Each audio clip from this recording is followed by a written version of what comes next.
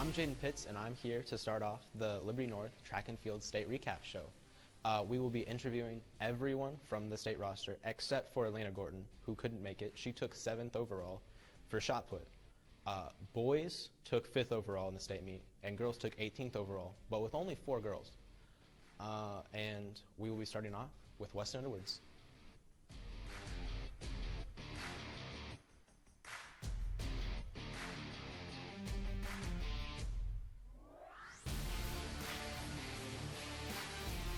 Hello, Liberty North. I'm Jaden Pitts, and I'm here with Weston Edwards, who is placed number 6 in the state for pole vault. So, how did you think you would perform beforehand? On the bus ride down there, I was really just focused on, what I could do that day to do my best, not necessarily win state, anything like that. Of course, that's something, we'd love to do, but first and foremost is just doing your best in PR, and if you do that, it's a good day, so. Yeah, thank you. You're a very great pole vaulter. Do you plan on continuing that career down the road? I would love to vault. It's in college. It's something I really enjoy doing, and my future plans for college would be to go to school and be a pilot. So with a few colleges offering those kind of programs out there, it limits your options where you can vault in college. So if I can vault and get my education, I would love to, but we'll have to see what happens. Yeah, thank you, Weston. Next, we will be talking to Olivia Hinkle.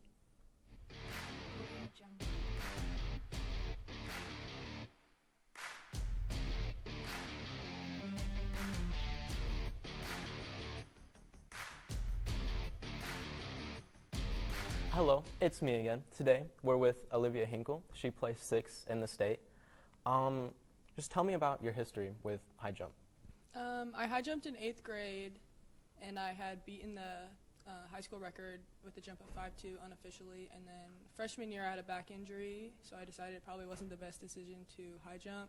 So I played soccer, and then my sophomore year I came back and then tied the school record with a jump of 5.4, and then my season was taken away with COVID junior year. So then senior year I beat my own high school record with a jump of 5.6, and then made it to state and placed 6th.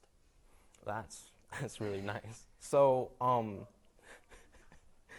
how did you think your performance was in state? I feel really good about it. I knew that going into it, the competition was going to be a lot harder than it was my sophomore year, and that I just needed to try and do my best and just hope for the best. Thank you, Olivia, and congratulations. Thank you. Now on to girl throwers.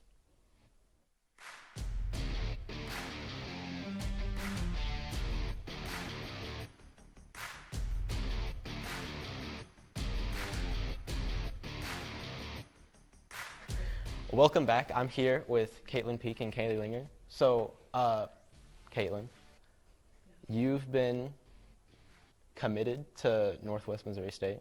How does that feel?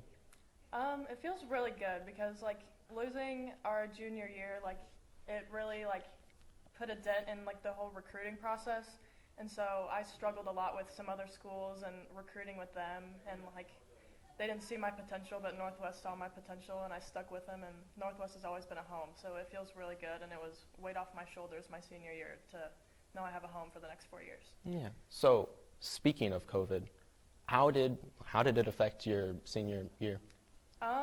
It really, I did a lot of self-coaching and, self-work because, with COVID, we couldn't have team practices, we couldn't have camps, we couldn't do anything, so, I trained all summer by myself, and, not having the junior year, like I said, it's really, hit hard for recruiting, and a lot of people struggle with that, but, perseverance is what got me where I am, so. Okay. Now we're going to talk about the Hailey Lingard. So, what's your, favorite part about javelin? I would say javelin, I have a lot of favorite parts. I started my freshman year, and I had a lot of great people with me, and they kind of introduced it to me, so that really helped. And Coach Peak is awesome. He helps me with everything, and he's just so calm. And if I ever need to work on something, he's like, okay, work on this. So I feel like we have a pretty strong relationship, and just the people in JAV, we have a lot of fun and we get work done. So I think just the whole part of JAV, I love JAV. Thank you. So you are coming back next year, right? Yeah, for my senior year. Yeah. Yeah. Do you have any like goals that you want to try and hit for next year? Yes, I have a lot of goals. Next year, I obviously want to hit a new PR, and I'm gonna go for the school record next year. And just in postseason, when I get to postseason, I really just want to focus on getting as many points for my team and just working hard and hopefully improving at the state meet. And yeah. Yeah. So. Thank you.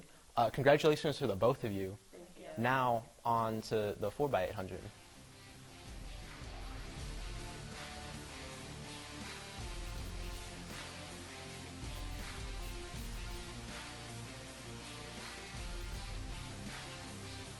Welcome back. I'm here with the 4x800 team. Would you guys like to introduce yourselves? I am Grayson Tapp. I was a sophomore. I am Kate Gardner, and I was a senior. I'm Ethan Lee, and I was a junior, and Luis is not here today. Okay, so you guys placed first in the 4x800. What was your guys' time? We ran a 7:48. And was that a PR? Yeah, by 10 seconds. By 10 seconds. That's fantastic. Now, let's roll the video. So, Grayson, what were you thinking, like, whenever this was happening? Ethan crossed the line. I knew we had a shot before the race, but that was unreal. When he crossed it, we won. Yeah, I bet that feeling is, like, just phenomenal. Yeah. So, Cade, you had, like, a rocky start, to say the least. So, like, how did that feel? Like, you know, how did it feel? Having Ethan cross the line? How did it feel? Like, I don't know. Yeah, sure. I was relieved to see him gap the guy, having a rocky start. Oh, yeah. So it felt really good to see him gap the guy. Yeah. And Ethan Lee, you were the man to cross the line for the win. Yeah. What were you feeling? I mean, it was just a really unreal feeling because we'd worked for it all year long, and then that finally crossing the line would mean we did it and we won, and it just was unreal, and we were on a high for the rest of the day, really. I would imagine. So, thank you guys, and congratulations on placing first in the state meet. Thank you. Now, on to the 4x400.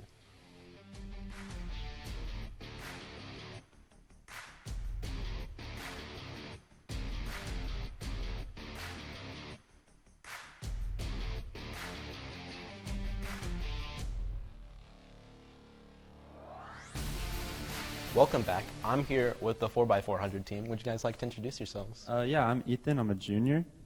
I'm Cade, and I'm a senior. And I'm Elias. I'm a senior. What was your guys' time in the state meet? I'm at 3:21. And that was first place. Yes. Yeah. So we have the video, and we're going to roll it. And Elias, what were your thoughts whenever you were running? Definitely to get us in a good position ahead of the rest of the competition, so we could like have a pretty good time and finish strong. Yeah. Kate, you were the second leg. So how did you feel like whenever Elias handed you off, like your position in the race right now? I feel like I had a pretty good position, but there's two guys ahead of me. Yeah. So I was doing everything I could to catch him, and I ended up catching him at the end. Nice. Yeah. Got Ethan in a good position. Yeah. And then Ethan, you're being in like a really good position. How does that make you feel running the third leg? I mean, Cade gave it to me in a great position, and I think it just became what we've done all year, and we just dominated, really. Yeah. Well, Luis isn't here, but he ran the fourth leg, and Yeah, he ran all right. he ran all right. he ran good enough to, you know, place first in state. So thank you guys, and congratulations on getting first. Thank you. Now we will be throwing it to the coaches.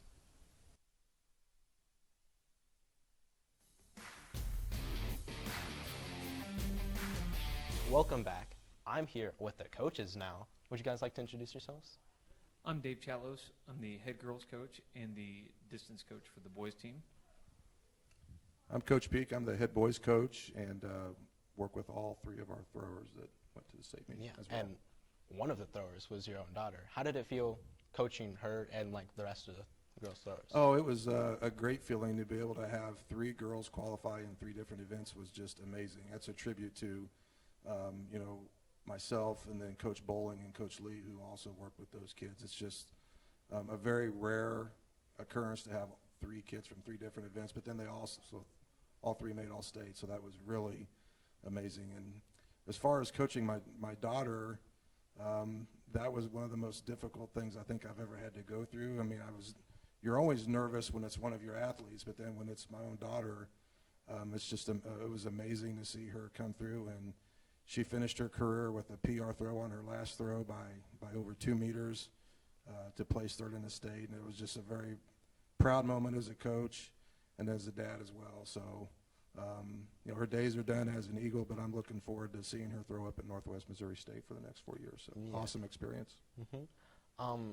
Did you guys, like, on the coaching side and just, like, in general, come across any, like, challenges at all?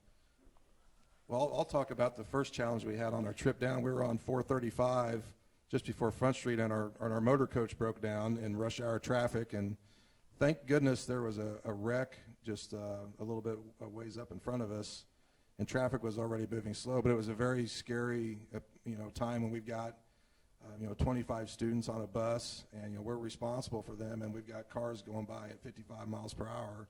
It was very scary, and we were able to get off to the side of the road and make sure the kids were safe until we got a replacement motor coach arrive. But I mean, it threw a little bit of kink in our plans and our timing as far as getting down to the hotel we were staying at.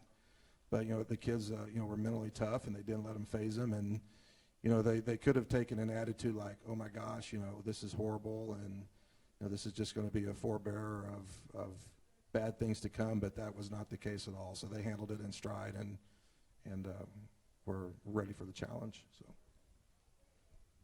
Then at the meet, we also had a pretty big challenge with the weather.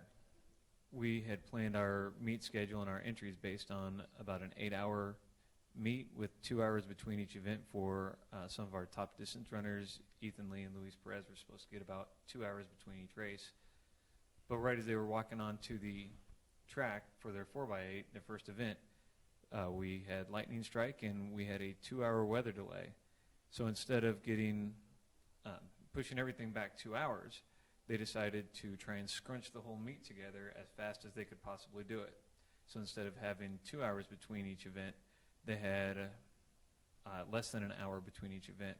And when you're talking about the top competition in the state and not getting any recovery time, that really threw a kink in things. We weren't expecting that, and that was not ideal, to say the least. Yeah. But again, like Coach Peak said, they had a great attitude going into it.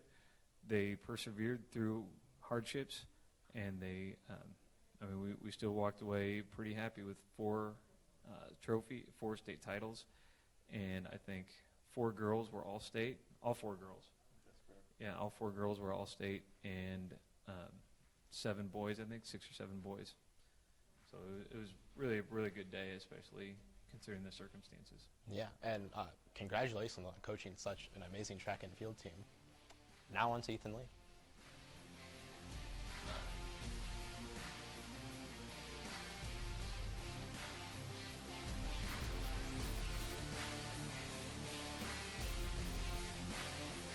Welcome back. I'm here with just Ethan Lee now. You have won first in 4 different events in the state meet. Yeah. How did that make you feel? I mean, it was really just a great feeling, and as the day went on, I think the feeling set in more, and I just started to realize that, hey, I just did that, and it was pretty amazing and pretty spectacular, I think. Yeah, and there was a weather delay during the state meet. Yeah. Did that, impact your mindset in any way at all? I think, well, the weather delay happened right before the 4x8 as we were walking onto the track, and I think after the weather delay, the rest of the day was mental, and I think our team was well prepared mentally to face the challenges, and we reaped the rewards and won. Yeah. Thank you, and congratulations on winning first 4 different times. And that's a wrap to our Liberty North track and field state recap.